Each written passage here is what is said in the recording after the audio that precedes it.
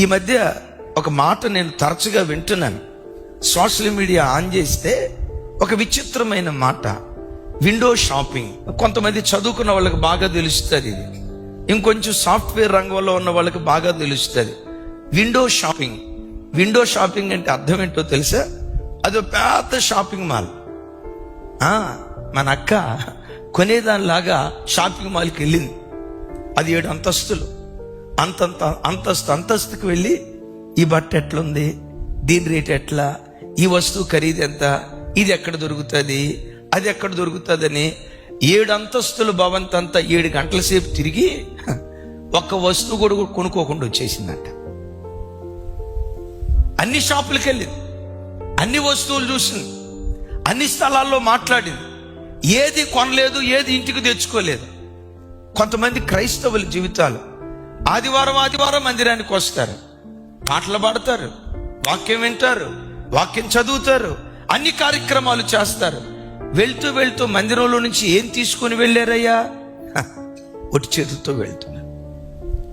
ఈరోజు కొన్ని చోట్ల క్రైస్తవ్యంలో విండో షాపింగ్. రావటం మాత్రం వస్తున్నారు, వినటం మాత్రం వింటున్నారు, చదవటం మాత్రం చదువుతున్నారు. ఏమి చదివారో, ఏమి విన్నారో, ఆ విన్నది చదివినది ప్రవర్తనలో ప్రత్యక్షపరచబడకుండా గతంలో ఎలా బ్రతికారో ఇప్పుడు అలాగే బ్రతకటాన్ని బట్టి అన్య ప్రజల మధ్యలో దేవుని నామం దూషించబడటానికి కారణమవుతుంది. నా తమ్ముళ్ళారా, నా చెల్లెళ్ళారా, ఏ వాక్యం విన్నామో ఆ వాక్యం మన ప్రవర్తనలో ప్రత్యక్షపరచబడును గాక. ఒక మాటలో చెప్పాలంటే ఇది అక్షరంతో కూడుకున్న బైబిల్. నీవు నేను ఎలా ఉండాలో తెలుసా? లివింగ్ బైబిల్ లాగా ప్రభు కొరకు మనం బ్రతకాలి.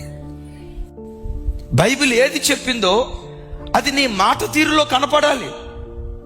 బైబిల్ ఏది చెప్పిందో నీ నడవడికలో కనపడాలి. బైబిల్ ఏది చెప్పిందో నీ కుటుంబ బంధాల్లో కనపడాలి.